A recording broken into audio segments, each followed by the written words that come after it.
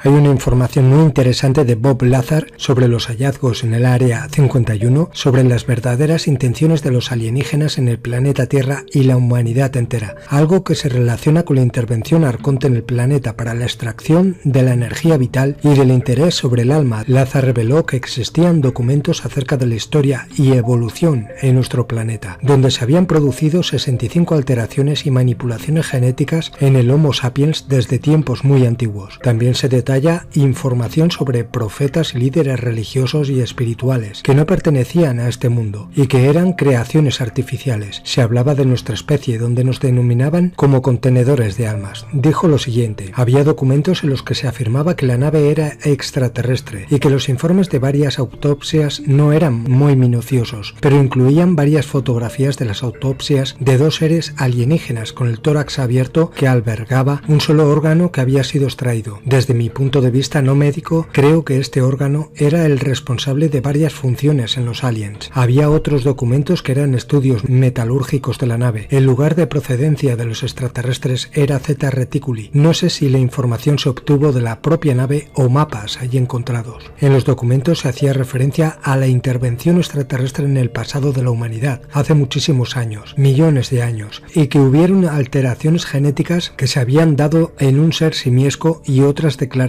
de esta índole. Lazar también habló sobre cuerpos alienígenas que habían sido recuperados con vida. Uno de esos seres era conocido como YY2, que murió en el año 1952. Pero no solo fue Bob Lazar el único que trabajó allí y que ha revelado datos de lo que en el Área 51 se gestaba. Uno de ellos fue Derek Hennessy, como dije en un vídeo anterior, quien trabajó en el Área 51 y corroboró todo lo que contó Bob Lazar. Derek reveló que el S4 está compuesto de 4 niveles donde existen varios hangares. Los 2 primeros niveles estaban comunicados por montacargas que llegaban hasta la superficie y que se utilizaban para el transporte de naves extraterrestres. Derek trabajó en el segundo nivel y jamás pudo acceder al tercer y cuarto nivel, ya que estos estaban totalmente restringidos a su acreditación. En el segundo nivel había 9 hangares y en la mayoría de ellos habían naves no terrestres. Lo interesante es que la moderna ufología dice que los grises y reptilianos son los arcontes, pero en realidad, como he dicho en vídeos anteriores, estas entidades solo son peones de las entidades Arconte. Son trabajadores de lo que llamo Corporación Arconte, que se dedican a crear granjas prisión, planetas en los cuales encierran a seres modificados genéticamente para absorberles su energía vital a partir de escenarios planificados. Al planeta también le absorben su energía vital porque se trata de un organismo vivo, al igual que a las plantas, animales, etc. Los grises son una especie de robots biológicos creados en laboratorios, los cuales tienen varios objetivos y son programables, como dicen varios denunciantes. Son creaciones genéticas, clones, con un potencial psíquico enorme. Son trabajadores interdimensionales con un sentimiento rudimentario y una inteligencia parecida a la de un ordenador. Son seres artificiales programables, robots orgánicos que han sido creados en recipientes. Trabajan en grupo, son una mente colmena. Su ADN es una modificación de la genética. Pueden ser controlados a distancia cuando sus misiones jefes o creadores lo requieran. En ese momento funcionan como sondas remotas o avatares. Las conciencias de sus superiores pueden entrar en sus mentes y cuerpos y controlarlos temporalmente. Son seres con conciencia de sí mismos, pero son usados como robots biológicos. Crean híbridos con los humanos que, aunque tienen mayor libertad, todavía siguen siendo controlables. Hay otros tipos de grises más altos con un comportamiento más sensible y un nivel de conciencia de individualidad superior a los pequeños grises. Se cree que estos dirigen a los pequeños y que estos últimos no son más que sondas de trabajo. Los grandes, los grises grandes, serían los jefes y los pequeños los obreros. Los grises pueden ser de dos tipos, físicos y etéricos. Los físicos serían usados para las abducciones físicas y los etéricos para poseer los cuerpos físicos de los humanos. Cuando son etéricos, solamente pueden ser vistos en el mundo astral o bajo hipnosis. Los grises podrían también ser usados por seres de otras dimensiones para interactuar con los seres humanos. Los seres dimensionales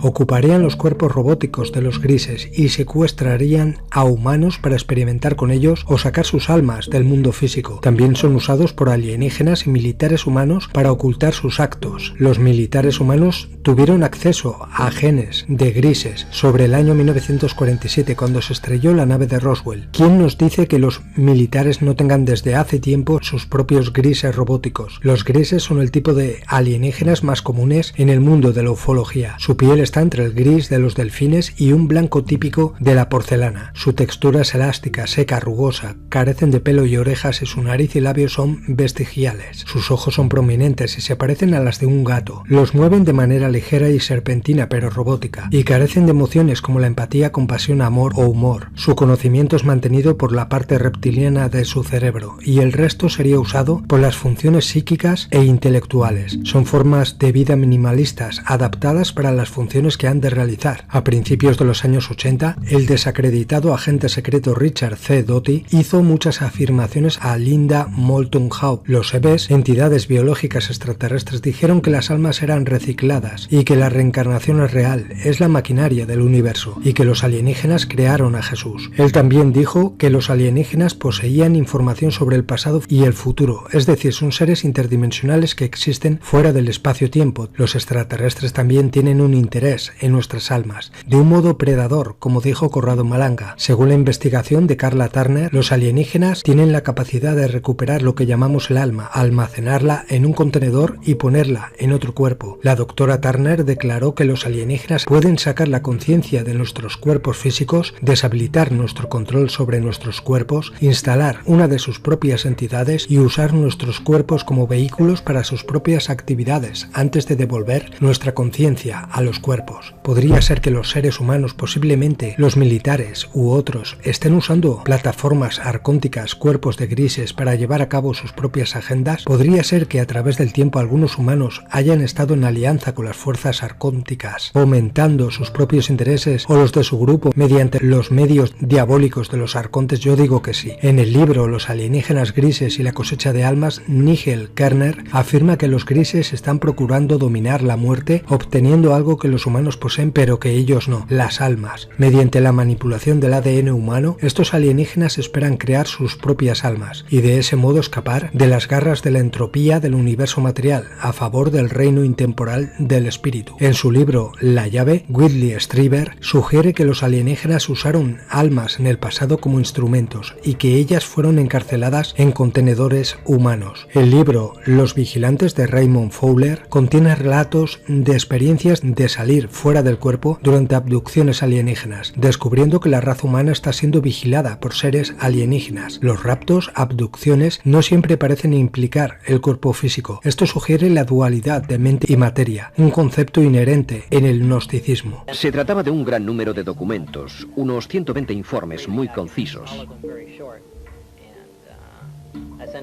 En realidad me daban una idea general de las demás investigaciones llevadas a cabo sobre el vehículo volador, pero casi la totalidad de las informaciones, de los detalles técnicos, se referían al sistema de propulsión y de generación de energía, es decir, al campo en el que debería trabajar. También había documentos en los que se afirmaba que la nave era extraterrestre, y los informes de algunas autopsias no eran muy minuciosos, pues no había ninguna razón para proporcionarme información detallada sobre este aspecto, pero incluían fotografías. Para ser exactos, había 2 fotografías de un cuerpo extraterrestre con el tórax abierto, que albergaba un solo órgano que había sido extraído y seccionado. Desde mi punto de vista, no médico, parecía que este órgano debía de cumplir no una, sino varias funciones. Luego había otros documentos que describían los estudios metalúrgicos llevados a cabo en otras partes de la nave. En definitiva, eran cortos resúmenes del trabajo desarrollado por los diversos grupos y viceversa. Supongo que también ellos recibirían unos informes, breves relaciones sobre el trabajo desarrollado por mi grupo. ¿Indicaban el lugar de procedencia de los extraterrestres? Sí, el sistema Zeta Reticuli. No sé si la información se obtuvo de la propia nave o de mapas estelares o de instrumentos de a bordo. ¿Había información sobre esta civilización, sobre su historia o sobre contactos anteriores con el género humano? No exactamente. En ningún sitio podía leerse, fue así.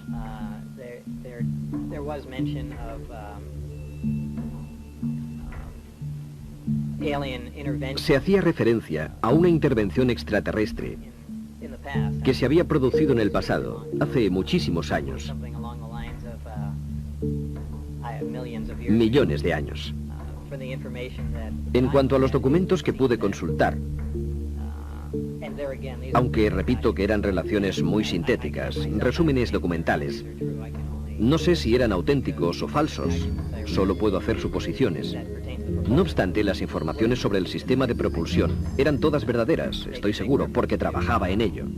Por lo demás, solo se hacía mención de un contacto con la Tierra que se había producido hacía más de 10.000 años, de alteraciones genéticas que habían dado lugar a un ser simiesco y otras declaraciones de esta índole.